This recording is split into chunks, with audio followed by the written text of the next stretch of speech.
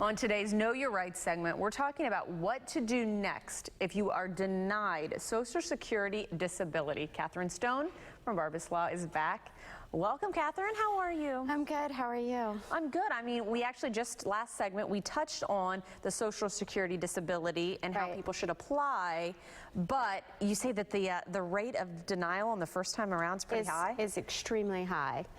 Because, again, a lot of times people are applying and they don't really know what the requirements are to be successful in applying. And a lot of it has to do with documentation and the way that you describe your prior jobs. And so as part of this series, I kind of wanted to go through the process. So now you've done the application yourself. You either went online or you went down to the local office and you've applied and you got that denial letter. First of all, you only have 60 days to initiate the next step. So it's very important that you seek some assistance, in my opinion, with regards to once you get that denial. Because if you just go in and try to appeal it yourself, which you can do online, you're basically going to put the same thing in and you're going to get another denial. So there's several stages to the Social Security disability process. So you get that initial denial. The next stage is what we call the request for reconsideration. So basically it's going to be re-reviewed by Social Security. And it's very important that you update Social Security on any new medical findings that you've had, any additional testing that you may have had, any additional work efforts that you may have had. So it's more of an update to Social Security.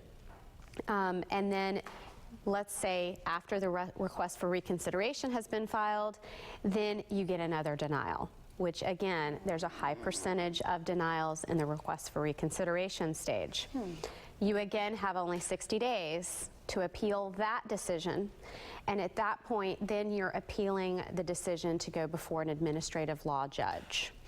And what most people don't understand, and what most of my clients, in fact I had a client call yesterday, very upset that he had not been before the judge yet, and unfortunately I have read here in Tampa, the wait to see an administrative law judge from the time you file for that request is almost 2 years. Oh my goodness. Yes.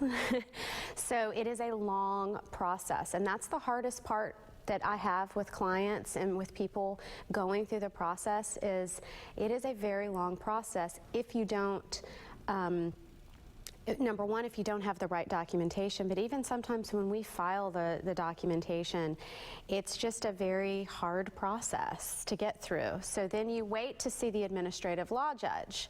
And the administrative law judge, you go before them, you testify, we present vocational testimony, medical testimony, your testimony as to why you can't go back to work. And let's say you again get a denial. Then there is another essentially paper review decision that you have 60 days to appeal to. It's called the Appeals Council. They then will review what the administrative law judge did. That also is taking about a 2-year process. I have another client who contacted me and said he just got a decision and it had been about 2 years from when he went before the judge. Then after that, after the Appeals Council has reviewed it, if you get another denial, then you have another 60 days to then appeal it to the federal court level. And the federal court will then review the administrative law judge's decision. And again, that could take a lengthy period of time. So it's definitely a process that if you've gotten denied that first go around, you probably need to go ahead and get some assistance sooner rather than later with regards to your application process, because it's not an easy process. No, just the assistance that you can bring and the steps and the, hey, if this time frame is good, it's normal, I gotta say, that is benefit enough. Thank you so much, Catherine. Wow. I'm still flabbergasted with the 2-year thing. If you've got questions about Know Your Rights, well, all you have to do, give Catherine and her team a call, 1-800-BARBAS-LAW, or just go to barbaslaw.com/knowyourrights.